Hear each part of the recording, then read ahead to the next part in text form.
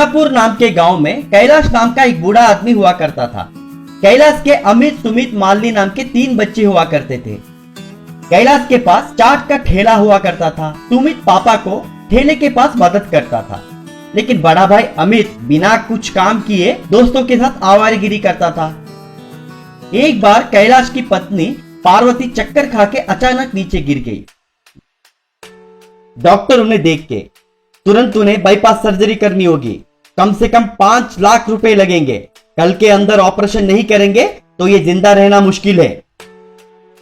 घर के पास अलमीरा में कितना पैसा है जांच कर जब कैलाश देखने लगा तो पैसा उसे नहीं मिला। ए भगवान, यहाँ पे रखे 5 लाख कहाँ गायब हो गए? कौन निकाला? ए अमित, 2 महीने से तूने मुझे पैसा मांगना छोड़ दिया, मतलब ये पैसा जरूर तूने ही लिया है, बोल कहाँ पे है? कह के अमित को मारने गया।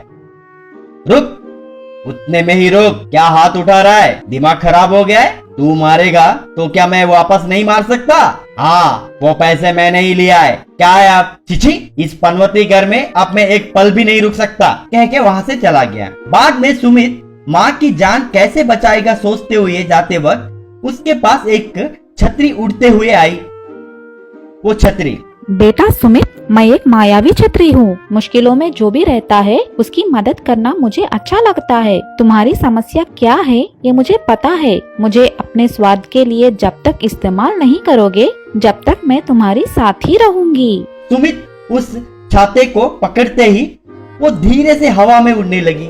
वो वैसे उड़ते हुए जंगल, समंदर सभी पार करके एक सोने के द्वीप में उतरी। वहाँ पे चारों तरफ सोना ही सोना नजर आए। मायावी छतरी, सुमित, तुम्हें यहाँ पे जितना सोना चाहिए उतना सोना ले लो। जल्दी जाके अपनी माँ की रक्षा करो।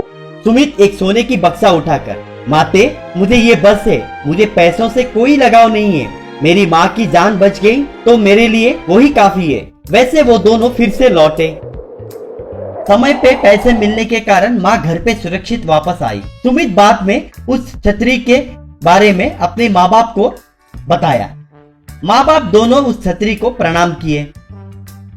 एक दिन एक ब्राह्मण आके, क्यों जी कैलाश बाबू, आपकी बेटी के लिए एक अच्छा रिश्ता आया है। लड़का दहेज नहीं मांग रहा है, लेकिन माँ बाप नहीं सुन रहे हैं जी। 2 लाख दहेज देने से शादी के लिए तैयार हो जाएंगे। रिश्ता अच्छा है, जो भी है आपकी मर्जी, सोच के बताइए, कह के वहाँ से निकल गया।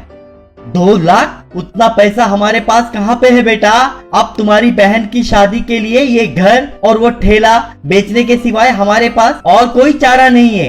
वैसे ही करेंगे पापा, बहन की शादी हो जाने से हमारी जिम्मेदारी टल जाएगी, बाद में हम कुछ भी मजदूरी करके जी लेंगे, कोई पूछने वाला नहीं होगा। तब मायावी छतरी, सच में तुम लोग बहुत अच्छे हो। मुझे एक बार भी बिना पूछे घर बेच के शादी करने की निर्णय कर लिए, मगर मत बेचो।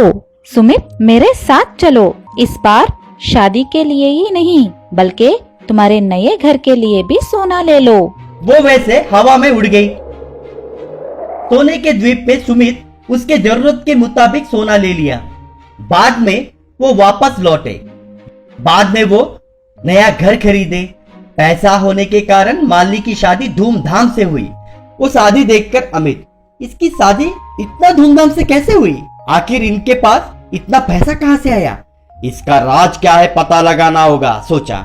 बाद में वो आके खिड़की में से देखने लगा। अंदर सभी छतरी को प्रणाम करते हुए दिखा। मालिनी, आप हमें सोना नहीं देते तो ये शादी नहीं होती। आपका उपकार कभी नहीं भूलूंगी। वो बात सुन के अमित, ओहो, ये सब उस मायावी छतरी के वजह से हुई है, इसे कैसे भी चुरा कर करोड़पति बनना होगा, सोचा। अगले दिन घर पे आके, माँ पापा मुझे माफ कीजिए, बहन की शादी में आने के लिए आप खबर देने पर भी मैं नहीं आया। आज के बाद मैं ठीक से रहूंगा और कभी गलत काम नहीं करूंगा। वो सुन के सभी बहुत खुश हुए। उसी रात अमित छतरी को चुरा लिया। उसके बाद वो उस छतरी से, ए मायावी छतरी, इज्जत से पूछ रहा हूँ, मुझे बहुत सारा सोना चाहिए, नहीं होगा बोलेगी तो तुझे तोड़ के रख दूंगा, खबरदार। तो वो मायावी छतरी, ठीक है बेटा, मुझे पकड़ो, तुम्हें सोने के पास ले चलूंगी। वो उसे पकड़ते ही वो हवा में उड़ने लगी। बाद में वो एक जंगल में उतरी। वहां पे शेर, मगरमच्छ जैसे खूंखार जानवर थे। उन्हें देखकर अमित, ए मायावी छतरी, यहाँ पर क्यों लेकर आई? दिमाग खराब हो गया है क्या? चुपचाप सोने के पास लेकर जा। तो मायावी छतरी, क्यों रे चोर, तुझे सोना चाहिए? खुद के परिवार को नुकसान पहुंचाने वाला पाखंडी है तू, तुझे यहाँ पे रहना ही ठीक होगा, कह के उसे मारने लगी। वो बाप रे, मारो मत कह के चिल्लाने लगा। छतरी उसे वहां पे छोड़ के चली गई। जंगल के जानवर जब पीछा किए तो अमित जान बचाने के लिए भागने लगा।